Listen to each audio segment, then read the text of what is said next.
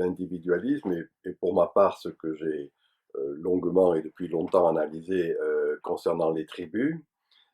Tout d'abord, je me différencie bien évidemment de ce que sont en général mes collègues et d'une manière beaucoup plus générale de ce que sont, on peut dire, les penseurs contemporains, si tant est véritablement qu'ils pensent, et qui se contentent très souvent de pensées convenues, justement, ou comme l'on dit en français, qui se contentent d'enfoncer des portes ouvertes, c'est-à-dire qu'ils ne savent pas en quelque sorte voir ce qui est, et continuent à parler de ce qui semble être, de ce qui pourrait être, de ce qui, de leur point de vue, est le développement de l'individualisme dans nos sociétés contemporaines. Donc ma position, en effet, peut-être est-ce pour cela d'ailleurs que j'ai eu beaucoup, disons, d'ennemis, ou en tout cas de personnes qui se sont opposées à mon propos. Je considère que justement on est en train de passer véritablement dans une autre époque. Donc premier point. Deuxième élément, justement, par rapport à votre interrogation de votre rencontre et de ce colloque, ben, c'est que il faudrait faire une différence un peu sémantique que pour ma part j'ai fait, en particulier dans mes derniers livres, entre la réalité et le réel. La réalité, c'est ce que l'on appelle un principe de réalité qui, depuis au moins 2 siècles, en tout cas depuis le 19e siècle, repose essentiellement sur la prévalence de l'économie. Le principe de réalité, c'est la réalité économique, c'est la réalité éventuellement politique, c'est la réalité dite sociale. C'est-à-dire, dans le fond, il faudra y revenir ultérieurement, ce qui a réduit le réel a un principe étriqué, moi, ce que j'appelle la réalité rachitique. Alors que le réel, et c'est ça pour moi ce qui est en jeu dans ce que j'appelle le principe dionysiaque, ben, le réel est beaucoup plus vaste, pour dire bref, et là dans une perspective d'ailleurs, je dirais, empruntée à Max Weber ou à celui qui fut mon maître Gilbert Durand, on ne peut comprendre le réel qu'à partir de l'irréel, c'est-à-dire à partir des fantasmes, des rêves, de toutes ces choses-là, en quelque sorte, qui constituent en effet la vie, et que le principe de réalité avait réduit, avait limité à sa dimension purement économique ou sociale. Donc, de ce point de vue, pour moi, le dépassement de l'individualisme, ce que j'annonçais à l'époque, le temps des tribus, ben justement, en effet, c'est une nouvelle esthétique. Hein, c'est-à-dire, dans le sens, là, encore une fois, étymologique du terme, le fait de aesthesis en grec, ça veut dire vibrer, penser ensemble. Et il est des moments, je crois que nous sommes dans un de ces moments, où il y a bien évidemment cette nouvelle manière de sentir ensemble, qui outrepasse, dans le vrai sens du terme, hein, c'est pas simplement dépasse, mais qui augmente en quelque sorte, qui augmente ce que l'on avait réduit à la réalité. Je rappelle d'ailleurs pour mémoire, puisque tout cela, je l'ai déjà écrit dans Le Temps des Tribus, que mon livre, Ce Temps des Tribus, comme ça, par un paradoxe, c'est un petit clin d'œil, je dirais, au Brésil. Ce Temps des Tribus est paru d'abord au Brésil, avant de paraître en France, puisqu'il est paru en décembre, je crois, 1987, à Rio de Janeiro, aux éditions Forense, et il n'est paru qu'en janvier 88 en France. Voilà, c'est juste une petite manière pour rendre attentif au fait que, dans le fond, le Brésil a vu avant la France mon livre Le Temps des Tribus.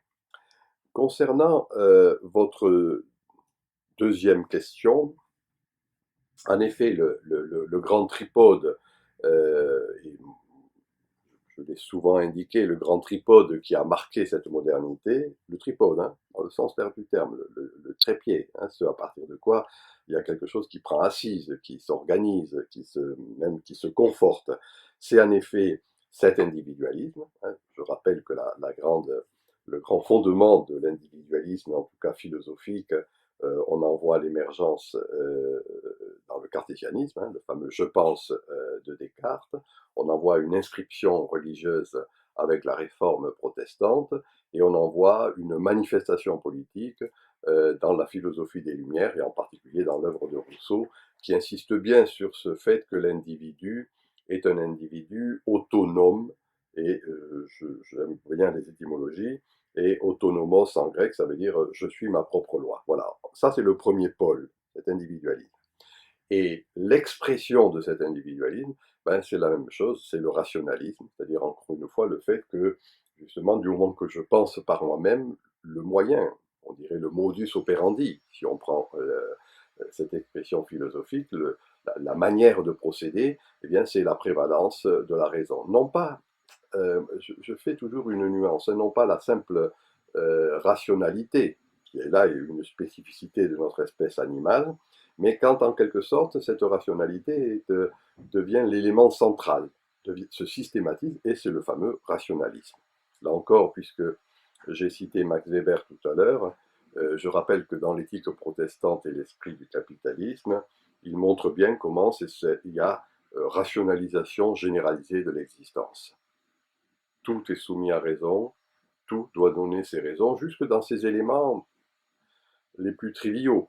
Intéressant de voir comment, à la fin du XIXe siècle, avec le grand système freudien, eh bien même cette chose animale qu'est la sexualité rentre dans une conception qui est rationalisée, hein, ou rationalisable, ou que l'on peut comprendre d'une manière rationnelle. Voilà, donc individualisme, premier point, rationalisme, second point, et puis en effet, ce qui va être la grande projection vers le futur, et c'est le progrès, le mythe du progrès. Moi, ça avait été ma thèse d'État, que j'ai publiée dans la violence totalitaire, qui est parue aussi d'ailleurs au Brésil, où je montrais comment au XIXe siècle s'élaborait ce fameux mythe du progrès. Hein. Et c'est pas inintéressant d'ailleurs que, d'une manière un peu comme ça, en clin d'œil et pas ironique, simplement de l'humour, je rappelle que le grand protagoniste en France de ce mythe du progrès, c'est Auguste Comte, et on sait le rôle que joue Auguste Comte,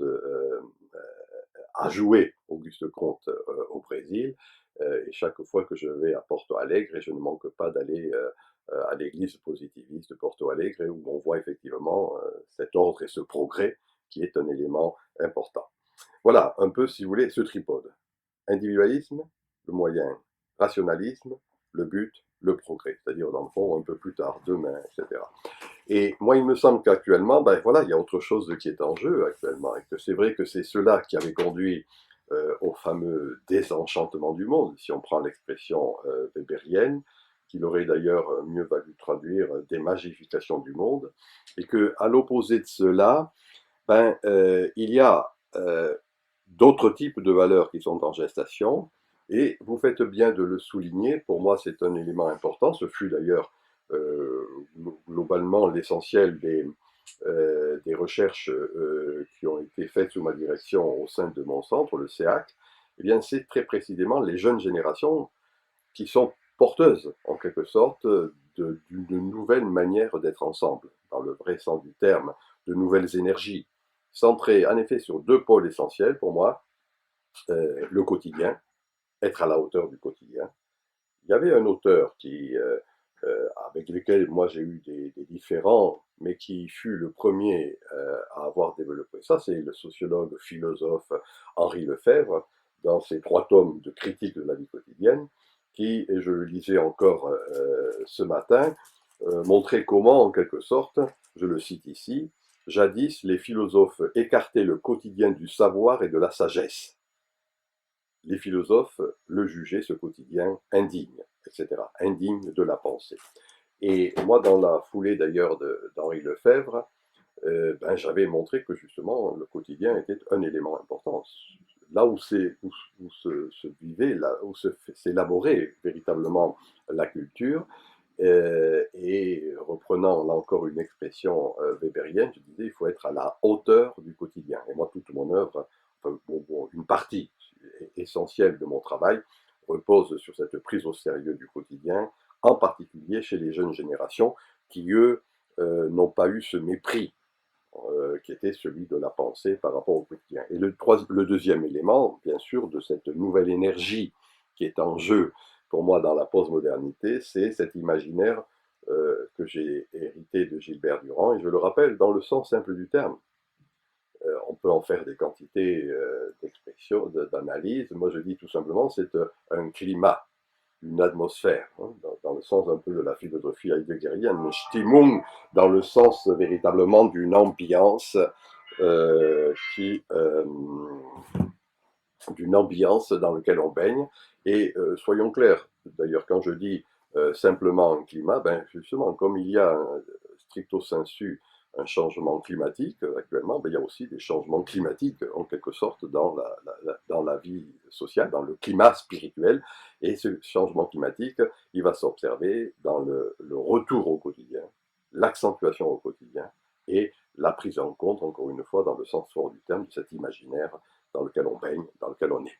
Alors, euh, ce qu'il faut, par rapport à votre réflexion, moi je dirais que il faut être attentif à ce sur quoi, d'ailleurs, une idée très simple sur laquelle j'insiste très souvent, dans ces d'un point de vue sémantique, les termes d'ailleurs disent bien ce qu'ils veulent dire. Quand il y a des changements d'époque, une époque ça dure 3, 4 siècles, il y a pendant un moment des périodes intenses, époque, période. Et la période que nous vivons, qui dure quelques décennies entre ces deux changements d'époque, eh bien c'est un des moments où il y a un décalage entre l'officiel et l'officieux. Ah oui, oui. Et donc moi je pense qu'il y a dans ces périodes, entre les époques, hein, en faisant une distinction entre ces deux termes, il y a dans ces périodes ben, quelque chose qui fait qu'il y a une prise de distance entre l'officiel et l'officieux.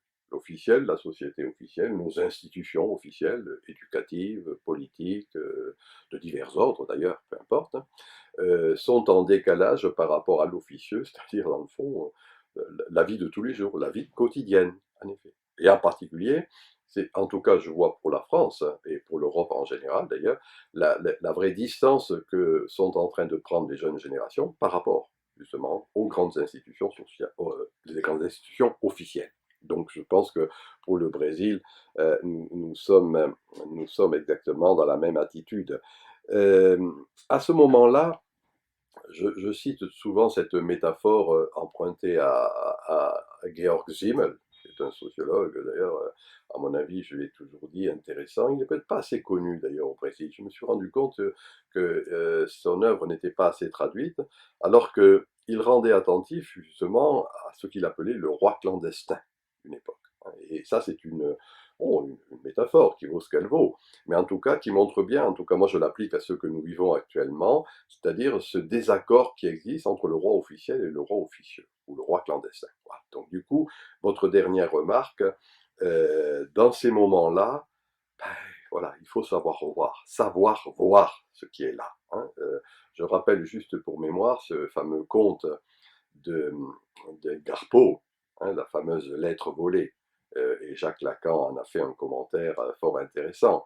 Euh, cette lettre mystérieuse, cette lettre importante qui condamne la reine, puisqu'elle a fauté avec un amant, et le roi veut la retrouver, le commissaire qui la cherche croit qu'elle doit être cachée. Et donc, en tant que, je dirais, habitué à ce que sont ces institutions, il cherche, bien sûr, cette lettre. Or, cette lettre, elle est bien en vue sur la cheminée. Et parce que, justement, il la cherche d'une manière cachée, il ne voit pas qu'elle est évidente. Eh bien, pour ma part, c'est une belle image de ce qui est en train de se passer actuellement. Les intellectuels, les politiques, les journalistes, très souvent ne savent pas voir ce qui est là, ne savent pas voir la lettre qui est là, en évidence sur la cheminée et que l'on peut repérer. Et donc c'est notre travail, en tout cas moi pour ma part, c'est ce à quoi je me suis employé de faire depuis fort longtemps, essayer de rendre attentif tout simplement à ce qui est là, bien en évidence. En français, je fais cette petite distinction, là encore une fois une petite distinction sémantique, se purger de nos évidences théoriques pour voir ce qui est évident. Hein. Une expression populaire le dit bien, je ne sais pas si elle existe en portugais, en tout cas en français elle était fort instructive, ce qui crève les yeux, ce qui est là et qu'on ne sait pas voir. Alors, à partir de là, en effet, dans cette évolution, moi qui est la mienne depuis maintenant une quarantaine d'années, hein, je le rappelle, mais mon premier livre est paru en 1976, et avant j'avais quelques articles qui est mon chemin de pensée, si je le dis un peu en empruntant cette expression heideggerienne. Je ne dirais pas qu'elle culmine, parce que j'ai encore 2 ou 3 livres à écrire, mais en tout cas, ce livre qui est le dernier paru, qui s'appelle Écosophie, eh bien, est une des manières, je n'ose pas dire de systématiser, mais en tout cas de mieux concrétiser cette démarche qui est la mienne. Sur un point très particulier et très simple d'ailleurs, qui est je fais une distinction dans ce livre, c'est pas un néologisme, mais disons, je montre que ce qui a été important tout au long de la modernité, c'est dans le fond ce que je disais tout à l'heure en citant Descartes, je pense. Et que c'est à partir de ce je pense, donc de l'individu, on pourrait dire, et la phénoménologie, et Husserl et Heidegger l'ont critiqué, le subjectivisme occidental, hein, cette prévalence du sujet, c'est à partir de ce je pense ben, qu'on va créer le monde. Et donc, dans le fond, j'appelle cela dans mon dernier livre l'idéosophie, hein, c'est-à-dire, dans le fond, une sagesse qui ne met l'accent que sur l'idée. Et comment c'est à partir de l'idée que on va en quelque sorte créer, construire le monde. De ce point de vue, les intellectuels européens modernes, je dis, sont les avatars un peu de la déité. Dans la Bible, souvenez-vous, au début de la Genèse, Dieu dit, Bereshit, hein, en hébreu, Dieu dit. Et en disant, il crée ce qu'il nomme. Le monde, l'homme, après la femme, enfin bon, il y a d'abord le mot et ensuite la création de l'objet. Et dans le fond, l'intellectuel, quand il fait le concept, c'est ça l'idéosophie, il croit créer ce qu'il nomme. Moi, mon position est de dire, non, essayons de voir qu'à côté de l'idéosophie, à côté de l'idée, il y a d'abord la nature. Et en effet, j'ai insisté fortement sur cette nature qui, dans le fond, permet en effet ces vibrations communes. Hein, le fait qu'on vive ensemble, le fait qu'il y ait de l'empathie, le fait que tout simplement, on ne pense pas simplement à partir du cerveau individuel, je pense, mais à partir des vibrations communes. C'est ça l'empathie. Hein, c'est ça ce que j'appelais en effet la raison sensible. Si j'en donne maintenant mes sources, d'abord une source philosophique, j'ai retrouvé il y a peu dans mes tiroirs hier un texte que j'avais écrit en 1966. Ça fait un moment, ça, 1966, sur l'union de l'âme et du corps chez Aristote et saint Thomas d'Aquin. J'avais oublié que je connaissais un peu à saint Thomas d'Aquin. Et j'ai revu ce texte qui n'est pas publiable, qui est un texte scolaire, mais dans le fond où j'ai été comme ça curieusement influencé par cette idée thomiste, hein, c'est-à-dire il n'y a rien dans l'intellect qui ne soit d'abord dans les sens. Je le dis en français, mais la formule en latin est beaucoup plus forte que cela. Et dans le fond, c'est ça pour moi la nature. C'est-à-dire se rappeler que l'animal humain, c'est aussi un animal qui a des sens sous ses diverses modulations. C'est ça le sensible, le sensualisme, et que ces sens sont vécus en commun, c'est ce qui favorise les vibrations. Dans le vrai sens du mot, ce qui favorise ce qui maintenant va devenir un mot à la mode, mais qui est important, cette idée d'empathie, hein, qui était une idée de la philosophie allemande, l'Einfühlung, montrant en quelque sorte comment justement il y avait du ciment, il y avait du lien ensemble à partir de ces vibrations communes qui ne sont pas simplement rationnelles, qui ne viennent pas du cerveau. Et ce sont ces vibrations communes, c'est ça pour moi la raison sensible, encore une fois, hein, quelque chose qui fait qu'on ne peut pas oublier les sens si on veut penser le monde, qui constitue ce que j'appelle pour ma part écosophie. Alors j'ai dit fondement philosophique, saint Thomas d'Aquin, hein, ce qui est d'abord dans les sens, ensuite va dans l'intellect, va dans la pensée, et puis bien sûr ce qui a été une idée auquel on ne prête pas assez attention de Gilbert Durand, qui est le fameux trajet anthropologique. Ce qu'il appelle le trajet anthropologique, d'ailleurs, c'est quelque chose d'assez simple. Il montre que on ne peut plus rester sur la conception d'un sujet maître de lui, rationnel, et agissant sur un objet, hein, objectum en latin, ça veut dire ce qui est jeté devant soi, ce qui est inerte. Donc le sujet agit sur un objet. voilà, ce qui était, encore une fois, la grande tradition un peu paranoïaque, si je puis dire, hein, quelque chose qui fait qu'on peut créer le monde à partir d'une idée.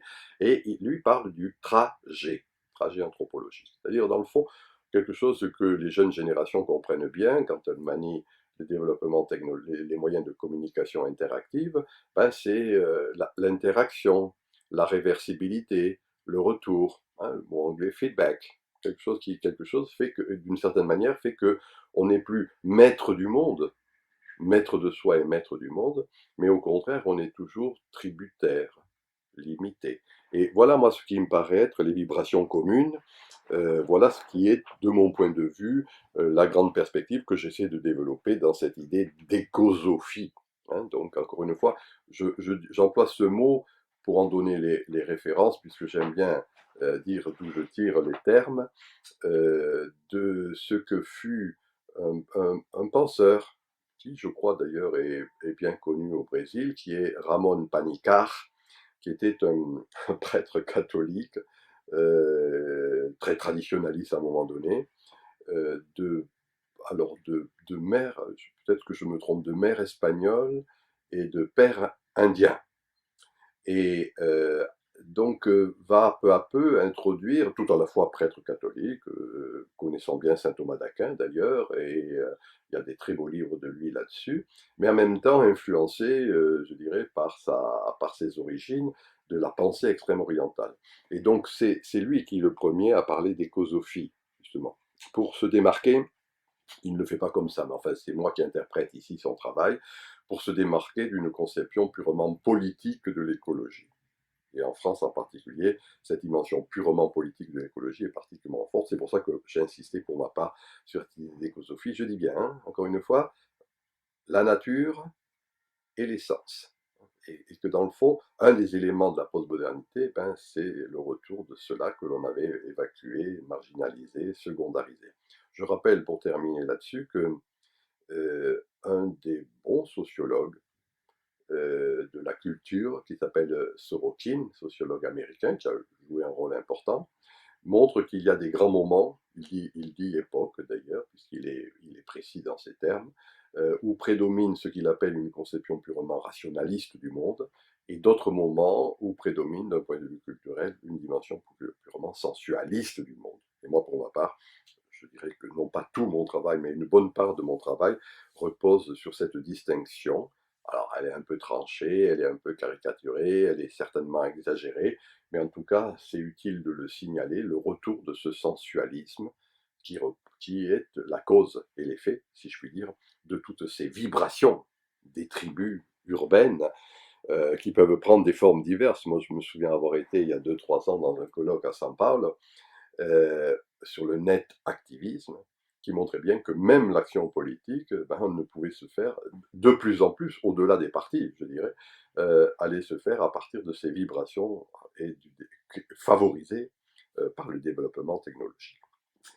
Alors, bien sûr que cette gradation que je viens ici d'expliquer, et je tire d'une certaine manière, je vous prie de m'en excuser, mais l'âge aidant, je peux faire référence à mon travail, que je tire de mon propre travail.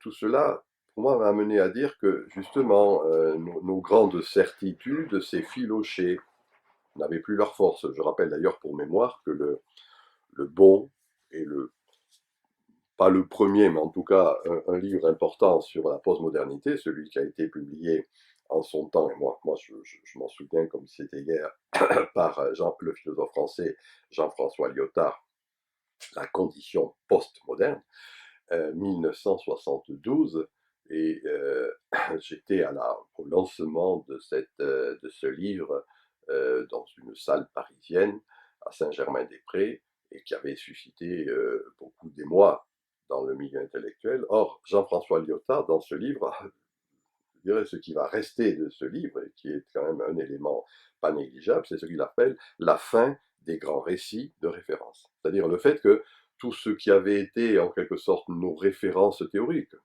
il ne le précise pas, mais qui pouvait être le marxisme, le fonctionnalisme, le freudisme sous ses diverses modulations, et d'autres grands systèmes. Hein, c'est-à-dire, encore une fois, se par quoi, dans le sens simple du terme, une société peut-être même faudrait-il dire une civilisation, se comprend, s'explique, a une connaissance. Bon. Et il montre bien comment ces grands systèmes s'effilochent. Et je crois que c'est un peu cela qui est en jeu, c'est-à-dire nos certitudes ne marchent plus. Alors c'est à ce moment-là, si vous voulez, que dans ces périodes de transition, hein, je répète, entre des époques, il y a des périodes de transition. Dans ces périodes de transition, ben justement, il n'y a plus la sécurité de nos grands systèmes. Prenons de ce point de vue un mot très simple. Je crois que vous ne le traduisez pas au Brésil, mais vous l'empruntez en tant que tel, ce mot de Lévi-Strauss. Dans ces moments-là, il y a du bricolage. C'est-à-dire quelque chose qui fait que, d'une certaine manière, on quitte la certitude des grands systèmes et on rentre dans l'aventure.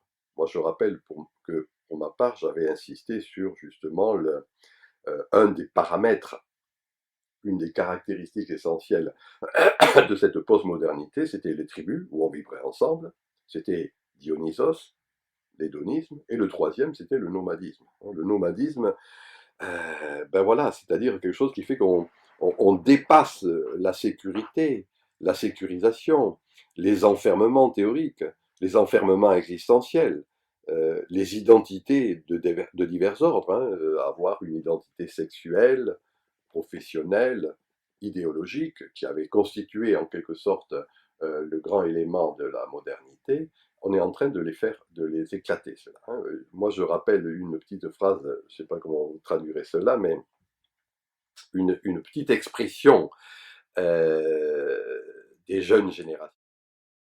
Dans ce jeu m'éclate, ben, il y a justement quelque chose qui fait qu'on sort de la forteresse de l'esprit, on sort de son identité pour participer à des identités multiples. C'est ce que dans mon livre Le temps des tribus, je crois que c'est dans le premier chapitre, euh, je montre que au-delà de l'individu maître de lui, enfermé dans une identité, il y a la personne plurielle. Persona en latin, ça veut dire les masques. Donc je joue des rôles. L'individu a une fonction. La personne joue des rôles dans le théâtre du monde. Et Foucault, d'ailleurs, Michel Foucault, et c'est de lui que je tire d'ailleurs cette intuition, et il l'a bien développé, en particulier dans ses derniers ouvrages, il montre comment, en quelque sorte, ce qui fut la grande marque moderne, c'est-à-dire ce qui s'est élaboré, soyons clairs, essentiellement dans ce grand siècle moderne qu'est le 19e siècle, c'est ce qu'il appelle l'assignation à résidence. C'est-à-dire on a une carte d'identité avec une adresse qui indique que l'on est d'un sexe, qui n'indique pas notre idéologie, mais enfin dans le fond, quelque chose qui symboliquement nous met en un lieu clos, enfermé. Là, moi, je pense qu'il y a, au-delà de ces certitudes, il y a, et peut-être est-ce cela d'ailleurs l'utopie postmoderne, hein, c'est-à-dire le fait que, d'une certaine manière, on va participer à l'aventure, et du coup, ben oui, c'est quelque chose qui nous renvoie à des vibrations de l'imprévisibilité. Pour moi, le mot aventure, d'ailleurs, j'ai cité tout à l'heure Zimmel, c'est un des rares auteurs qui a mis l'accent sur cet aspect aventureux de l'existence, en rappelant d'ailleurs ce que je viens de dire, c'est-à-dire en rappelant le mot. Hein. Existence, c'est sortir de, c'est exister ailleurs. Hein, exister, c'est justement un peu l'expression que je disais tout à l'heure, s'éclater. Voilà. Voilà en quelque sorte comment, à mon avis, l'aboutissement de tout ce vaste processus, qui pour moi est une forme de, oui, je l'ai dit, hein, j'ai écrit un livre là-dessus, de réenchantement du monde, va se faire hein, à partir de ces pôles-là, et donc avec une tension qui est une tension vers le futur, qui est une tension en quelque sorte, le mot vient de m'échapper, j'ai eu tort, c'est-à-dire quelque chose qui fait qu'au présent, le présent est gros de l'avenir. Voilà. Et donc c'est cette intensité sur le présent qui me paraît important pour bien comprendre le dépassement des sécurisations qui nous étaient données par les grands systèmes. Alors, enfin, bien sûr, et je ne donne ici que des pistes. Après tout, chacun d'entre vous pourra à partir de là y réfléchir. C'est quelque chose qui, comment dire, qui nous force à accueillir hein, toute cette gradation que je viens de dire, le dépassement de l'individualisme, l'importance de la sortie de soi, les vibrations communes, l'empathie sous ses diverses modulations, etc., nous force à accueillir, alors faut-il dire l'étranger ou l'étrange? On sait trop rien. Moi, je dirais plutôt quelque chose qui va accueillir l'altérité, dans le sens fort du terme, hein. Là encore, je rappelle, et on n'y prête pas assez attention, une formule d'Auguste Comte qui avait véritablement toute une série d'intuitions, je dirais, géniales, même si il les formalisait à la manière qui était la sienne, qui est parfois un peu incompréhensible, mais quand il dit en latin cette fameuse reductio ad unum, c'est-à-dire réduire à l'un, ben, il montre bien que ce qui a été la spécificité du 19e siècle, c'est l'un de l'État-nation, c'est l'un de l'individu enfermé en lui-même, c'est l'un des grands systèmes explicatifs. Et donc c'est ça, cette réduction à l'un. Et je pense que ça a été la spécificité et, soyons clairs, la performativité de la tradition moderne, occidentale, disons-le à bien des égards, européenne. Moi, il me paraît que voilà, c'est autre il y a un éclatement, il y a quelque chose qui fait que d'une certaine manière, c'est ce que je précisais en parlant du nomadisme, il y a cet accueil de l'altérité. Alors, trois paramètres, trois manières de voir cet accueil. C'est d'abord l'accueil de l'étrange en soi. J'ai dit tout à l'heure, la personne est plurielle, hein. Il faut toujours écouter les poètes, et le poète français Arthur Rimbaud le disait, je est un autre. Et donc, moi je dirais que ce jeu est un autre, rimbaldien, est en train de se capillariser, c'est-à-dire qu'on voit qu'il y a, et c'était une de mes propositions dans mon livre Au creux des apparences, qui s'appelait d'ailleurs pour une éthique, le sous-titre c'était pour une éthique de l'esthétique, c'est-à-dire un ciment à partir des vibrations communes. Eh bien, je montrais qu'il n'y avait plus une identité stable, mais des identifications multiples. Et j'ai un chapitre qui s'appelle De l'identité aux identifications. Alors je dis bien, hein, il y a pluralité des identifications sexuelles, variation dans les identités, dans les identifications politiques, et même variation dans les identités professionnelles. J'ai dit identification individuelle, hein, c'est-à-dire on est plusieurs, identification idéologique, on a plusieurs manières de penser, et même identification professionnelle, on a plusieurs vies dans une vie. On ne fait pas un plan de carrière qui fait qu'on est uniquement dans la même profession toute son existence, mais il va y avoir, encore une fois, des successions de professions professionnelles dans le sens simple du terme. Voilà ce que j'appelle, moi, l'accueil de l'étrange individuel. Ensuite, l'accueil de l'étrange au niveau de la nature. C'est ça mon écosophie, par exemple, de montrer que l'autre de la nature n'est plus simplement domestiqué, dominé, exploité et dévasté de diverses manières. Euh, Intéressant de voir comment, sur le pourtour de nos côtes, en France par exemple, si je le dis de manière un peu métaphorique, on a bétonné, hein, ces côtes-là, c'est-à-dire qu'on les a culturalisées, on leur a enlevé la dimension sauvage.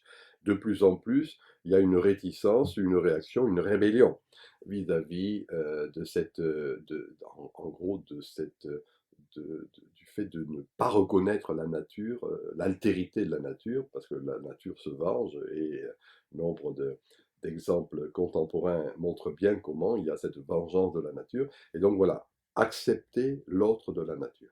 Et troisième élément, accepter l'étrangeté ou l'aspect étrange du sacré, de la déité, hein. Non pas un sacré que la modernité a soit institutionnalisé dans les diverses religions monothéistes, soit rationalisé dans une vague théodicée, hein, c'est-à-dire dans le fond le Dieu comme étant grand architecte de l'univers, et qui aboutit à une négation du sacré, mais un sacré qui est diffus. Et dans mes deux derniers livres, et dans le prochain, je vais insister, je vais consacrer encore une fois un long chapitre à ce que j'appelle le sacral.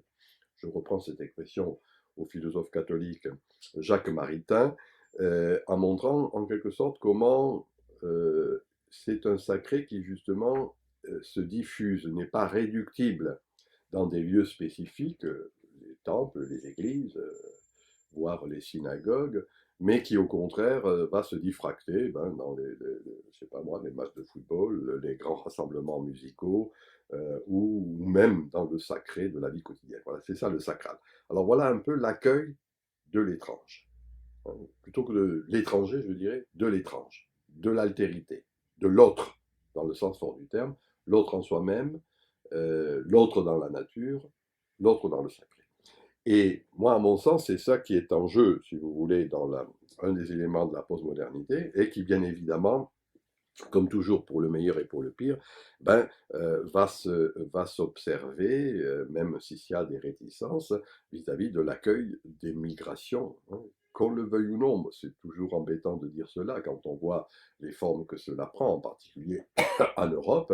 Euh, pour moi, les migrations, c'est un processus qui est, à mon sens, inéluctable et qui refonde une autre manière d'être ensemble. Je viens de terminer il y a peu un livre d'un historien français qui s'appelle Alphen, qui est de 1922, hein, donc c'est pas récent, et qui montrait comment une période qui fut une période intense en Europe, hein, c'est-à-dire entre le 6e siècle et le 11e siècle, eh bien, il y avait eu cette espèce d'intense migration, et que dans le fond, l'Europe n'est que le produit de ces barbares qui arrivaient et qui, d'une certaine manière, ont fécondé et ont fait culture. Moi, je considère, même si tout cela se vit dans la crainte et le tremblement, bien évidemment, pour prendre ici une expression de Kierkegaard, que c'est en quelque sorte ces migrations contemporaines qui sont à la fois inéluctables et peut-être, soyons clairs, peut-être nécessaires pour redonner un sang nouveau. Les barbares, soyons clairs, et pour moi c'est pas péjoratif, j'emploie ce terme de manière métaphorique, les barbares ont toujours fécondé. Ils ont toujours justement, là où une société, je dirais, s'engraissait, faisait de la mauvaise graisse, perdait de son dynamisme et de son énergie, redonnait en quelque sorte un sang nouveau. Pour moi, c'est ce nouvel imaginaire. C'est intéressant de voir que pour ce qui concerne l'Europe, eh bien, cet accueil de l'étranger, en effet, il se voit dans les réseaux d'Erasmus, il se voit dans l'intense circulation qui va se faire, fût-ce même d'une manière très triviale, au niveau du tourisme. Il se voit bien sûr dans la circulation qui est favorisée ou qui est confortée par les moyens de communication interactifs.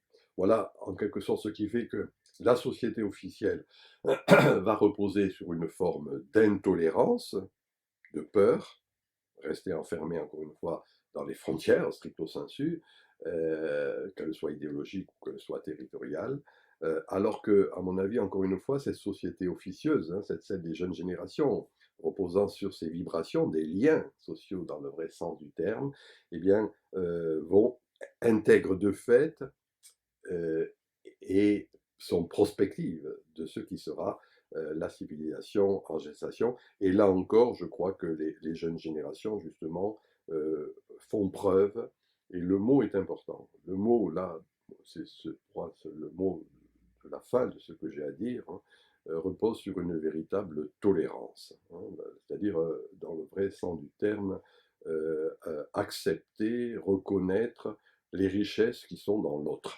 Vous voyez, puisque j'ai cité une ou deux fois